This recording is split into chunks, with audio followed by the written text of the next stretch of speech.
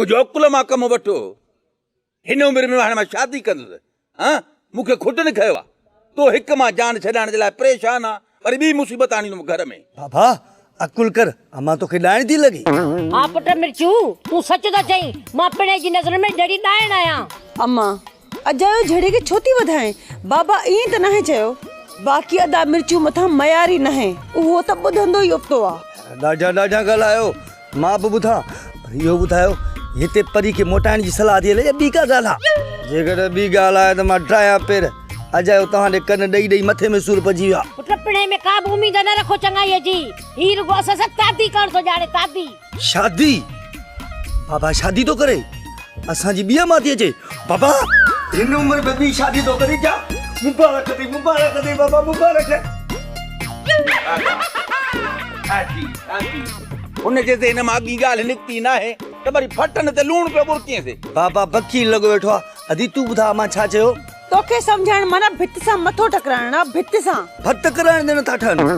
बाबू चवंदो हूंदो त पीरी में शादी कयां, सिरा जन लाॾा जन ऐं हो जमला जन, हो जमालो रात मालो। अरे निभागो कटोर थे वई और हिन उम्र में मूंखे दलील था कयो। हां गोड़ गमसा न करे, जेड़ा करे मुझे मगज में हनी किल ठोका अथव। अदा मिर्चू नचे पियो, इन करे मूं सम्झो का ख़ुशी आई आहे, मुंहिंजो रिश्तो थी वियो। अरे निभागे ने मिर्चू जी ख़बर न थई, चवंदे त मौत त चवंदो शादी आ छा। हाली मां मिर्चू सही पियो नचे, पिणे जो रिश्तो पको थी वियो आहे, तंहिंजे करे पियो नचे। हा पुट नच नच। अबा तू जवान पुट जी दिल ते जख्म नथो रसाए सघे। पहिरों मुंहिंजी शादी थींदी, को अदी जी थींदी।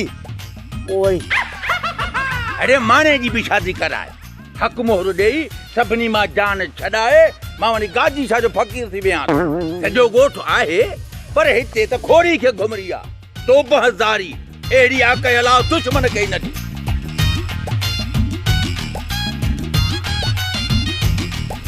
इने मोए खे त रुगो बहानो खपे ॿाहिरि वञण जो। थोरी थोरी ॻाल्हि ते कावड़े बसि ओता करे भॻो बीठो आहे। ॻाल्हि ॿुधो, हली उते बुख मरे। केर बि मुंहिंजे घर मां मानी खणी वियो अथसि न त मां उनजी बि मानी बंदि कंदमि, घर अचण बि बंदि कंदीमांव। नानी अम्मा तुंहिंजी अञा नानी जेरी आहे? तुंहिंजी शादी करायूं था।